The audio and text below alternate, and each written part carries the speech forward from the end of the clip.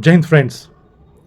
Over the past few days, the nation was witnessing a warlike situation in the country. It all started from the heinous terrorist attack on 22nd of April, where innocent people, innocent tourists were targeted in Pahalgam by those terrorists who are being getting helped, who are being getting sheltered from Pakistan. So India has every right to avenge a terrorist attack on innocent people, and the entire world was expecting that India will avenge this. And thus, the Indian army launched a precision attack on the terrorist camps situated in Pakistan. I repeat, Indian army had shown excessive maturity, and they have only targeted those terrorist camps to wipe out terrorist headquarters, to wipe out terrorism, and to make sure that those terrorist camps could not make any Pahalgam in any part of this world again. So Indian army was very rightly doing, but unfortunately our neighbors, who can be termed as a terrorist nation now, were trying to retaliate on India's action over terrorism. And thus, they started their drone attacks. Now, the basic difference between Indian army and Pakistan army was that Indian army only targeted those terrorist camps, and they made sure that no collateral damage or no harm is caused to any of the civilians present in Pakistan. But on the contrary, Pakistan army had only one objective: to kill as many as civilians of India possible, and thus they targeted our civilian areas, our military areas. So that was an act of war. What we did is we had targeted only those terrorist camps, and they had nothing to do with the Pakistani civilians. We have every right to take revenge of those heinous murders by the terrorists. But Pakistan is continuously supporting terrorism. They want terrorism to thrive on their ground. They are providing terrorists with shelter, with security, with safety, and everything. And thus, when we attacked those terrorist camps, Pakistan could not stop themselves and started to retaliate. Now, what happened during the retaliation, we all know. Our Indian army fought bravely and defended the sovereignty and integrity of this country. Our modern defense weapons were continuously answering to the questions of Pakistani army, and they had no choice but to continue with their failed attempts to attack the civilians of this country. I salute our Indian armed forces for everything they did to counter Pakistan's attack on us.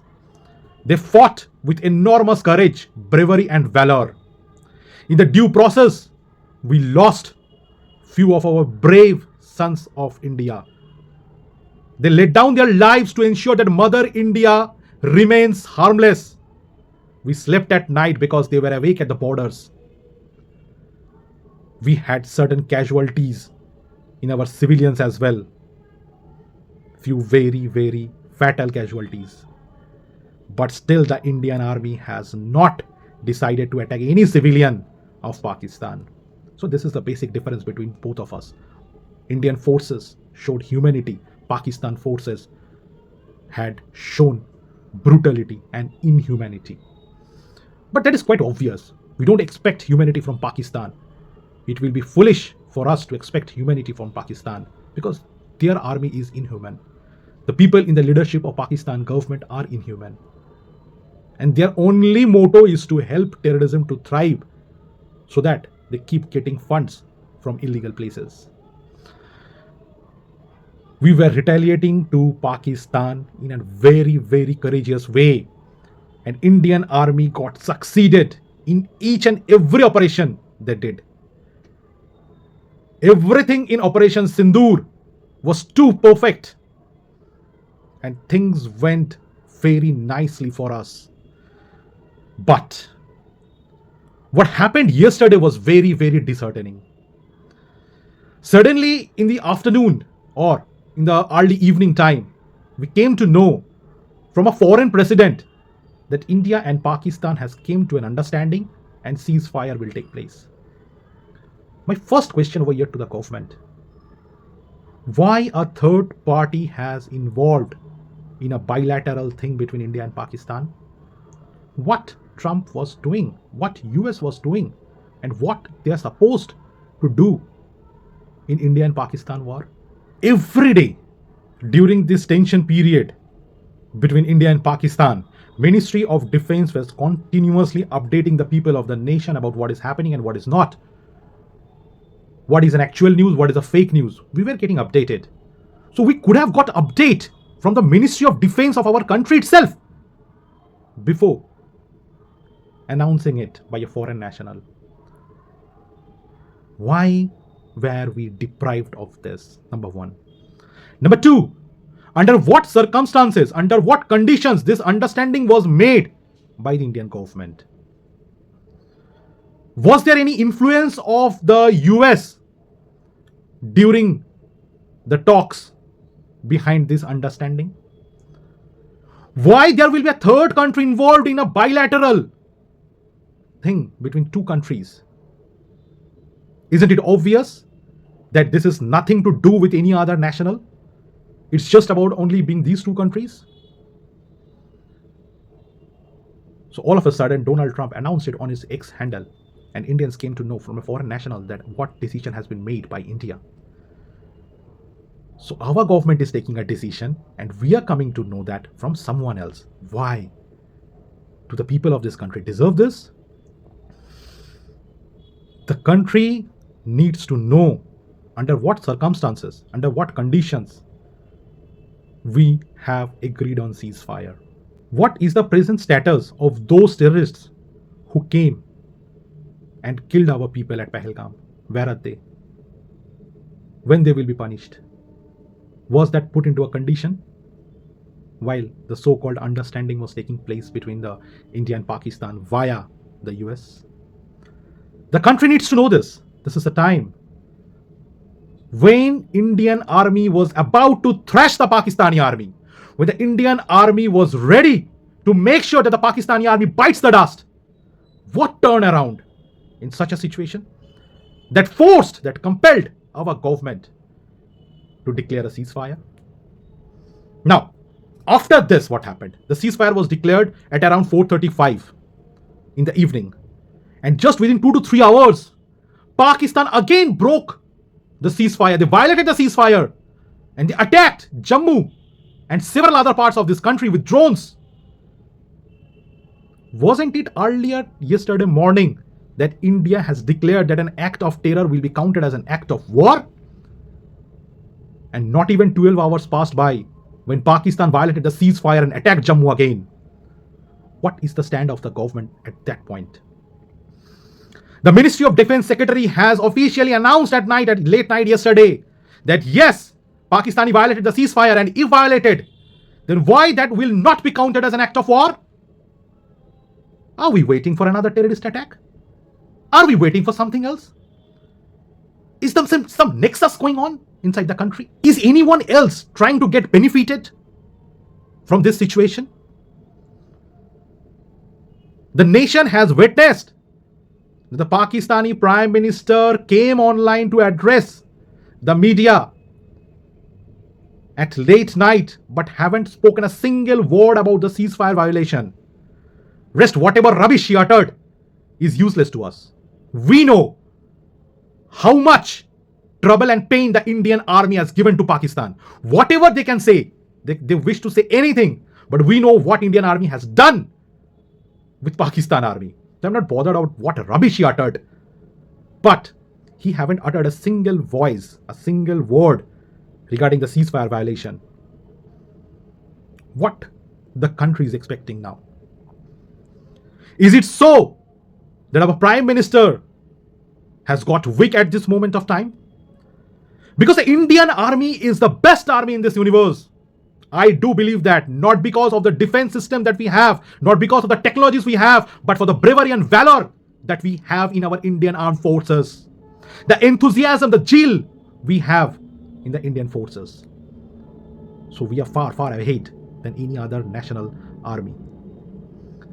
But wasn't it the case with the Prime Minister? Is he feeling weak? India is a country which is full of youth. So, is it the time to get a new, younger Prime Minister right now? I suppose a younger Prime Minister would have taken a tough call at that moment. Has government compromised with anything, with the sovereignty and the integrity of this country? Is the US going to decide now what is to be done with Pakistan? Let me ask you one question. This question of mine is all about America. If a similar attack was done in US, would Donald Trump come forward and declare a ceasefire with a nation that has caused this damage? That has allowed terrorists to thrive on its ground? I don't hope so. So why we are taking suggestions, why we are taking advices when we lost our civilians, we lost our innocent tourists in Pahalgam? Do we need any suggestion right now? The entire nation, the entire opposition was with the government in this. And what the government did? They allowed a third country to interfere and intervene. Isn't it a national shame for us? Diplomatically, India lost because IMF has allowed a bulk amount to Pakistan. So what was the result of visiting 80 plus countries when only 2 or 3 country heads will come forward for you and say we are with you? The rest people are saying they are with Pakistan. So what is the use of spending enormous amount of taxpayers' money for funding prime ministers' vacations to different countries? How many countries came forward and supported, yes, India, you can retaliate. We have good relations with your prime minister. We had good diplomatic relations with India. And we want India to avenge the death of innocents. How many countries came forward?